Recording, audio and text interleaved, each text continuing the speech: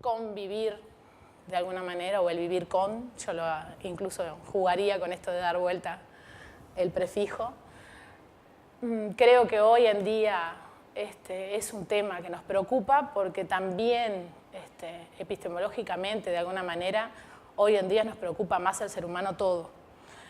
Desde la educación te digo, porque en realidad, a ver, yo por más cosas que pueda decir, el peso de mi historia hace en la construcción del concepto. Entonces yo digo, por supuesto que la convivencia trasciende el mundo escolar, pero mi historia como maestra, mi historia hoy como formadora de maestras hace que pese absolutamente en la construcción del concepto eso, ¿no?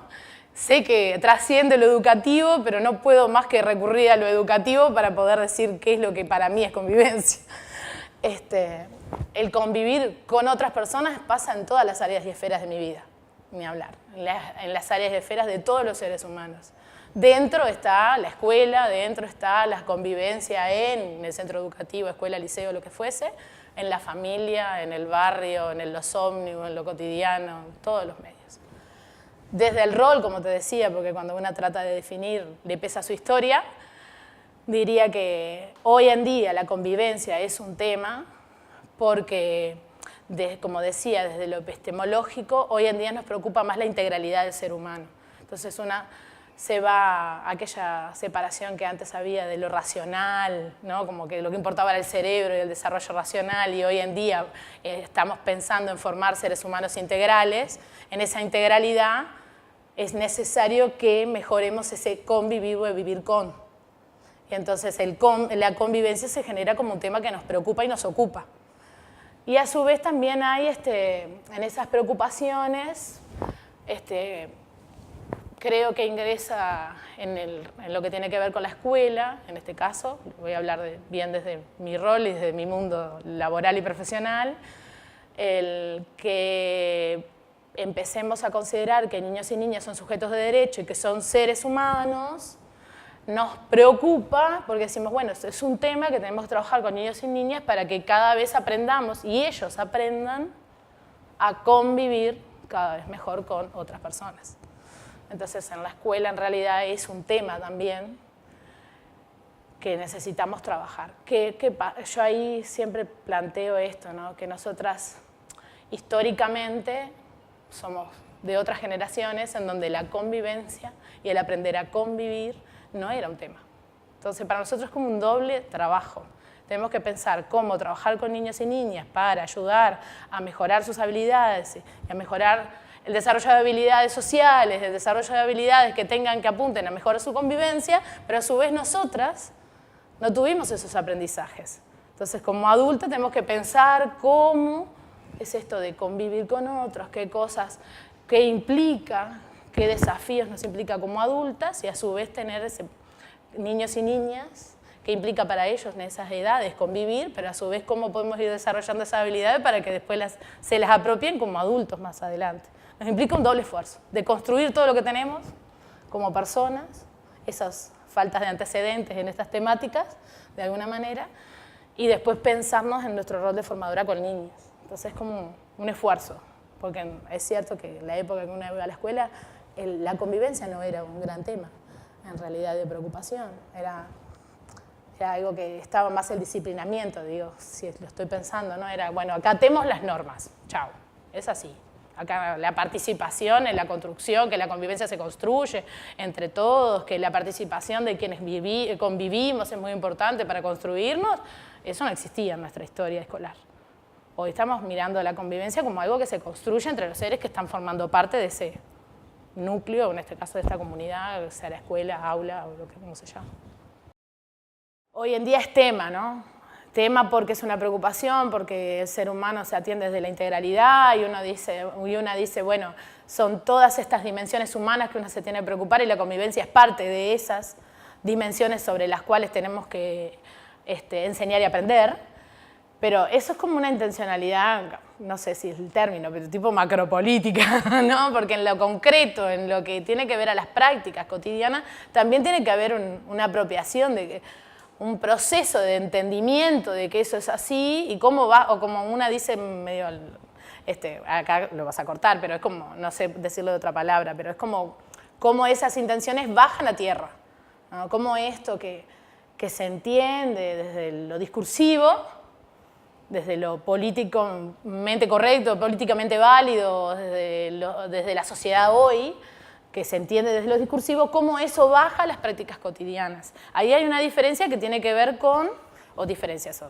tensiones, como que podríamos usar ese término que está bueno, tensiones que tienen que ver con subjetividades propias de quienes hacen las prácticas cotidianas, ¿no? Si en este caso hablamos de la escuela, bueno, a ver, si entendemos que el ser humano es un ser humano integral, que la convivencia es un tema y que necesitamos educar en ese tema, bueno, los seres humanos que están en esa escuela, en ese colectivo, esas ideas las llevan a práctica con las mejores intenciones, porque eso es cierto, nosotras tenemos por suerte la oportunidad de conocer muchísimas maestras, de trabajar con ellas en formación, en el Instituto de Formación en Servicio, y sabemos que confiamos en nuestros colectivos docentes porque realmente hay mucha preocupación y ocupación de las compañeras de cómo hacer esto, de cómo ocuparse de este tema. Pero también ahí surgen estas cuestiones, los miedos, las creencias, esto que yo decía de la historia, ¿no? Sí, bueno, pero hasta, bueno, no sé, esta discusión que sale con las familias también, bueno, ¿y dónde están los derechos del niño que no se le puede poner límites? ¿No? Estas historias de que el niño, siempre hablando del público niño en realidad porque como vuelvo a tomar esto de que es el foco nuestro, ¿no?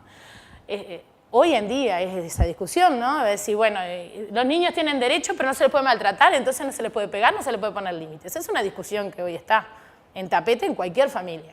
Bueno, entonces las maestras, por más que tenemos formación y somos profesionales, somos parte de esa sociedad que tiene las mismas creencias. Entonces, cuando las compañeras van a llevar estas prácticas, esas creencias les pesan en sus prácticas. Y cuando lo van a poner en práctica, surgen un montón de incertidumbres de cómo proceder. Y bueno, ahí las compañeras hacen lo mejor que pueden con lo que tienen en este momento. Están construyendo también sus prácticas. Y también en esta historia que yo decía de que tenemos nosotros como Instituto de Formación en Servicio, nosotras vemos una preocupación muy grande de las compañeras buscando formación. A nosotras tenemos un módulo en educación sexual que se ocupa netamente de lo que tiene que ver con la convivencia, además de lo que tiene que ver con el rol de la escuela frente a situaciones de abuso y maltrato, pero netamente hay un gran peso de cómo gestionar, cómo ayudar desde las prácticas cotidianas para mejorar en este tema del abordaje de la convivencia o ayudar a los chiquilines a construir herramientas para mejorar la convivencia. Y ahí surgen todas estas cosas que yo les decía. Surgen muchas herramientas que hay hoy y que hace mucho tiempo la escuela está usando. Por ejemplo, las asambleas, que es una clásica estrategia que se viene usando. Pero ahí, en las asambleas, nosotras vemos que una de las debilidades es esto de qué nivel de participación se le da real a los niños y las niñas. Y es que muchas veces cae en la manipulación y no en la toma de decisiones realmente por parte de los niños y niñas. Pero eso también es porque las compañeras están probando instrumentos y al faltar información o instancias de reflexión, como que no lo pueden ver porque lo naturalizan. Cuando nosotras en los dispositivos de formación se generan instancias para reflexionar, las compañeras enseguida pueden develar eso, decía, no, en realidad acá la asamblea no fue tal asamblea, sino que en realidad nos pasan esto. Bueno, para la próxima, bueno, ¿y cómo podemos hacer para mejorar estas prácticas? En los ciclos de formación hacemos muchas de estas cosas y se generan propuestas para mejorar. Eso nos hace ver que en realidad para nosotras lo que yo decía, ese doble pienso, ese doble esfuerzo, porque nosotros también somos profesionales que vamos construyendo nuestra tarea a diario. Entonces también tenemos que saber formarnos más en estas temáticas, no solo en lo que signifique la convivencia, sino también en las estrategias para trabajar con niños y niñas en estos temas. Y para eso necesitamos instancias de formación, que no solo es capacitación, formación en el sentido serio de reflexionar sobre nuestras prácticas, no solo con contenidos disciplinares podemos hacer esto. Tenemos que sentarnos a pensar como colectivo. Y esas son experiencias que están muy ricas. Hay muchas experiencias muy ricas en todo lo largo y ancho del país, sobre todo en los colectivos que tienen instancias de sala, ¿no? En escuelas de tiempo completo, escuelas de tiempo extendido, escuelas a aprender, que toman estas temáticas. La convivencia, como decíamos, es un tema que hoy nos ocupa mucho, entonces esta temática está presente en las salas. Y bueno, cuando hay un colectivo preocupado y la reflexión es el eje principal de ese colectivo, esas salas son dispositivos de formación que mejoran. Y mejoran mucho, y muchísimo lo que tiene que ver con el abordaje de este tema. Es cierto que a participar se aprende. Tiene que ver con espacios que se tiene para participar, pero también que se tiene que aprender a participar. Porque lo que tiene que ver con nuestras historias de vida, por ejemplo, que yo siempre traigo, porque está en el área que trabajo, se hace consciente de cuánto pesa nuestra historia en lo que somos hoy, o en lo que soy hoy como ser humano, en realidad soy yo y mis circunstancias. Entonces, nosotras lo que tiene que ver con mi generación, por ejemplo, las historias de los años de silenciamiento donde la participación estaba negada, ¿no? Estamos hablando de la época de la dictadura, eso es un peso grande. Entonces, las adultas de hoy, de la generación, en mi caso de 40 y más, tuvimos que deconstruir esos montón de años de silencio para aprender a participar. Hoy, yo creo que hoy en día, en lo que tiene que ver a lo personal, yo sigo aprendiendo, porque me doy cuenta en montones de situaciones en donde una desmerece los lugares que hay, que efectivamente hay, no participás porque ni siquiera te lo preguntás, ni siquiera se te genera la inquietud de ir a participar. Esperas que otros resuelvan. Yo qué sé, hablando de espacios de sindicato, por ponerte un ejemplo, consejos de participación, redes comunales, ¿no? A no ser que sea un tema realmente de un interés así que una sienta es algo, pero hay muchísimos espacios en donde una cede ese momento de participación, cede el lugar de participación. Entonces, por eso digo que es re importante esto de que tenemos que aprender a participar, pero además concientizarnos de que la participación es algo que nos importa porque nos hace como personas, porque realmente ahí está donde se gestionan nuestros intereses y las cosas que podemos hacer y construirnos, que además después una se queja porque surgió tal cosa, pero en realidad, ¿qué hiciste vos para eso? ¿No? Aprender a que es valioso participar, pero aprender a participar. Es decir, no solo aprender que es valioso, sino también cuando voy a esos espacios, ¿qué hago para participar? Si es que pongo ideas, si es que aporto, si es que defiendo con argumentos mi postura o cedo el espacio. Entonces ahí también está esto que yo te decía de la historia personal, que con muchos años de silenciamiento que han marcado.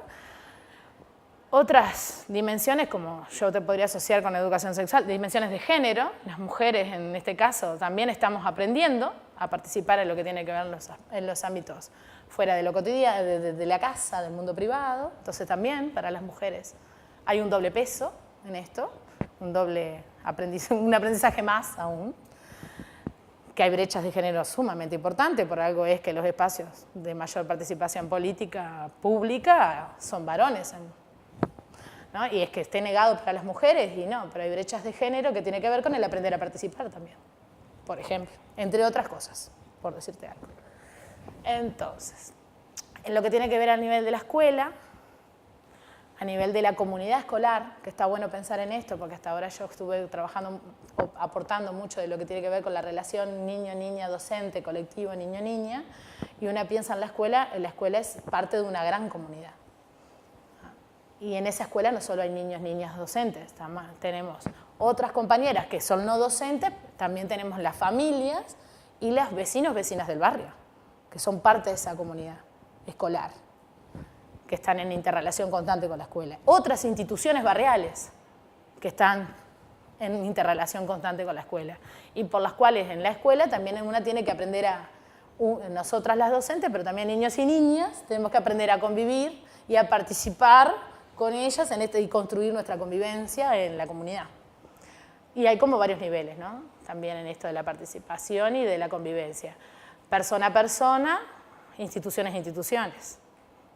Ahí hay dos niveles re interesantes también, que son diferentes aprendizajes, diferentes mandatos, diferentes creencias, diferentes formas de convivir y de relaciones que se establecen.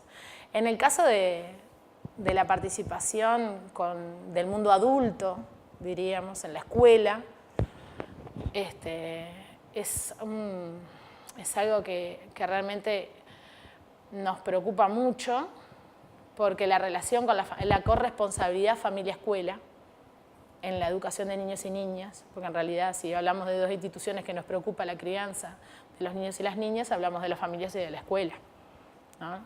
Hay más instituciones, pero si en realidad una le pregunta a cualquier persona quiénes son las instituciones por excelencia que se ocupan y se preocupan de la crianza de niños y niñas, una como que localiza escuela y familia, familia-escuela. Entonces, poder articular la convivencia, poder mejorar la convivencia en esos familia-escuela es un tema que hoy en día nos preocupa muchísimo a las docentes y nos preocupa mucho a las familias también. Y en eso nos queda mucho por hacer. En lo que tiene que ver con niveles de participación, por ejemplo, o dispositivos de participación, yo te diría que tenemos mucho más avance con los niños y con las niñas que con las familias. Yo creo que los consejos de participación es un espacio que existe, que no está muy en primaria, no está muy articulado, no está como funcionando todo lo que debería funcionar. Hay muchas otras aspectos o dimensiones que habría que ver ahí también, qué es lo que está pasando. No sé si hay algún estudio particular en ese tema. Creo que se podría hacer un análisis, una evaluación de por qué, cuáles son las fortalezas, pero cuáles son las debilidades que hace que esto no esté funcionando. Creo que es un espacio que es muy interesante y en general las escuelas donde yo he ido lo valoran muy, que lo ven como que es un espacio muy potente, pero en realidad no se concreta. Y hay instancias en escuelas que están funcionando muy bien.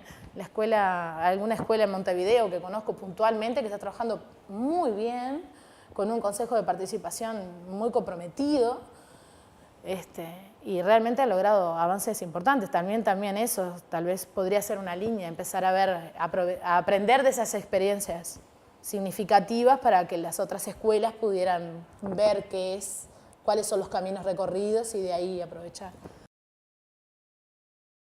En esto de convivir, de que en realidad es parte, todas las personas o instituciones involucradas en esa convivencia tienen responsabilidad, cuota de responsabilidad y cuota de participación que tiene que concretarse. Entonces no puedo decir que, bueno, hay poca participación de las familias porque la escuela no la habilita, o no puedo decir tampoco hay poca participación de la familia porque a la familia no le importa. Creo que tienen responsabilidades mutuas y muchos en este tema, como yo les decía, en realidad mucho para aprender, mucho para hacer. Creo que es de lo más... Si tenemos algo por donde crecer, es la participación con las familias. Porque con los niños y las niñas creo que estamos mucho más avanzados, que nos falta muchísimo todavía de hablar, pero con la familia estamos a años luz. A años luz.